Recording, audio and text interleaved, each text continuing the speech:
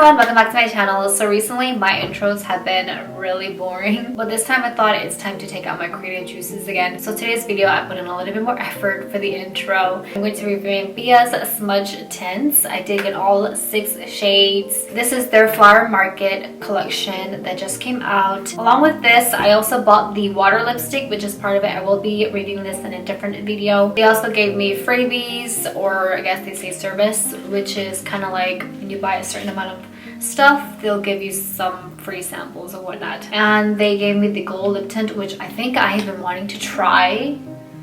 So I'm really excited about this. I also got cashmere shadow. Yes. And number 8. The moment I opened the box, it smelled so good, and it's because of this guy right here. It smells like roses, like going to a market and you just walk past, you know, the flowers and it smells like that.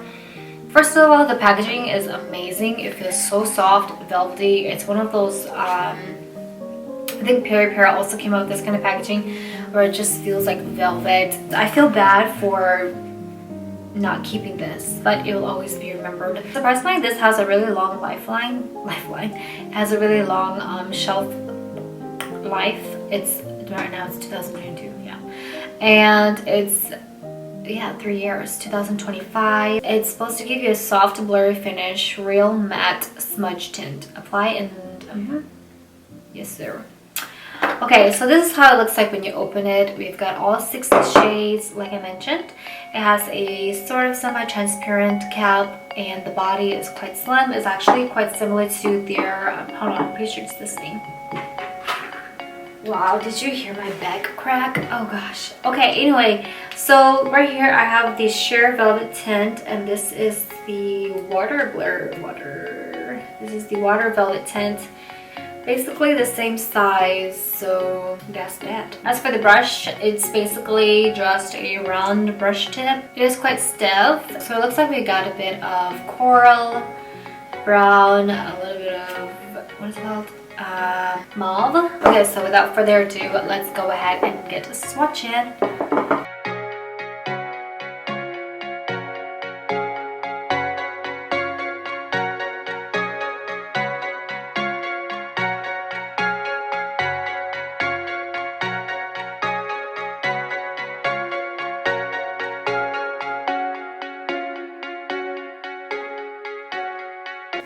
Okay, so this is number 1, Bare Rose, and it's a lot brighter or more pink than I thought it would be. It sort of looks like a bubblegum pink. Definitely does brighten the face.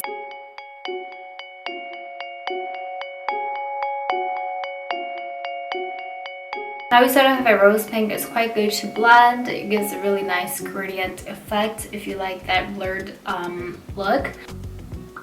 It is quite moisturizing, and I kind of feel the product moving around my lips. I do feel like it does leave a little bit of excess product. Yes, it smells like flowers. Oh. This has just pink undertones.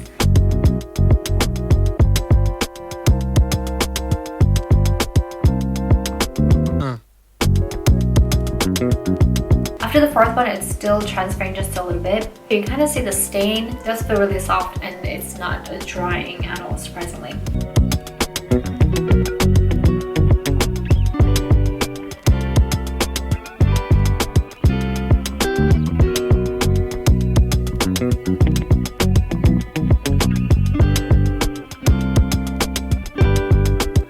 Sort of like a coral pink shade. It has coral undertones to it. So far the blurry effect, it is quite good.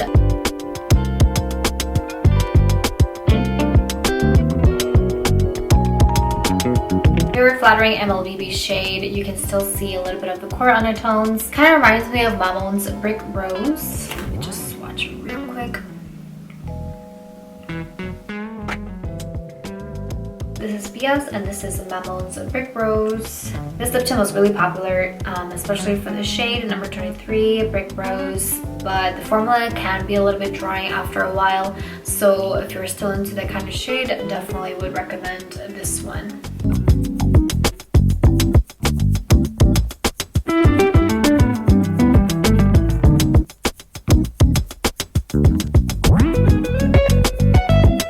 This is number 3, Mauve on Rose, and it's sort of like a mauve berry shade, definitely a bright mauve.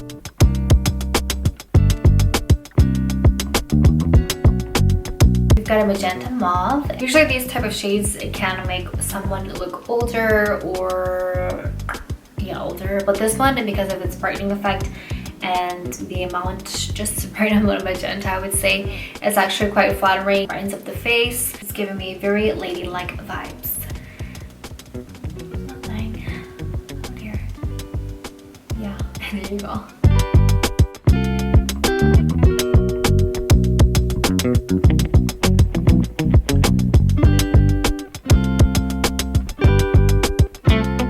Quite similar to the previous one, except this one does have more berry undertones, less mauve. For these two, a little does go a long way.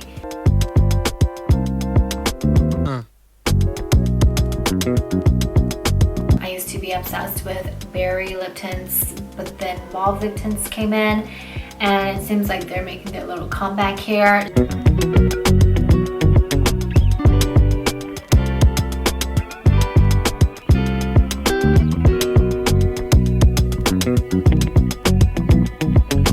This is number 5, Wild Rose. Red undertones, very, very flattering.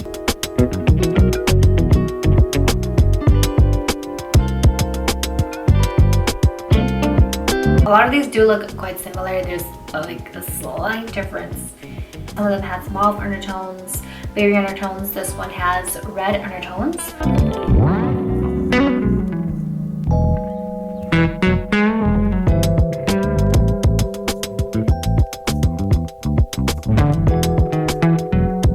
Next, last but not least, the shade that I have been waiting for. This is actually a lot better than I thought. Very beautiful shade. This is a brown red shade.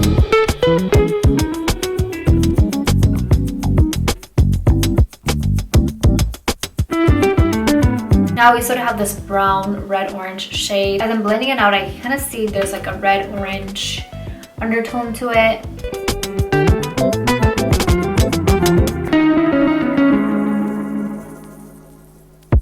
So my final review of these lip tints, I would say the formula was not as impressive as I thought it would be. The formula is a little bit difficult to work with. You have to like prep your lips well beforehand, but you should just have like a clean base to work with. I find it applies best on. It's not super smudgy, so that's quite good. Also, you do have to blot a little bit of excess product. The stain is also quite good. It gives a nice blurring effect. Beautiful shades. So that's all for today's video. I hope that you find it helpful. Thank you so much for watching as always, and I will see you in my next video.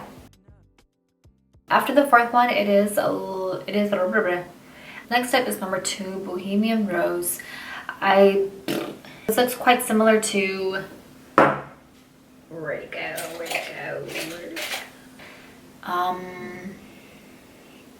how to explain it? A very beautiful shade. Very beautiful shade. This is a brown red. Very beautiful. Okay, my battery's about to die, but this is the yeah.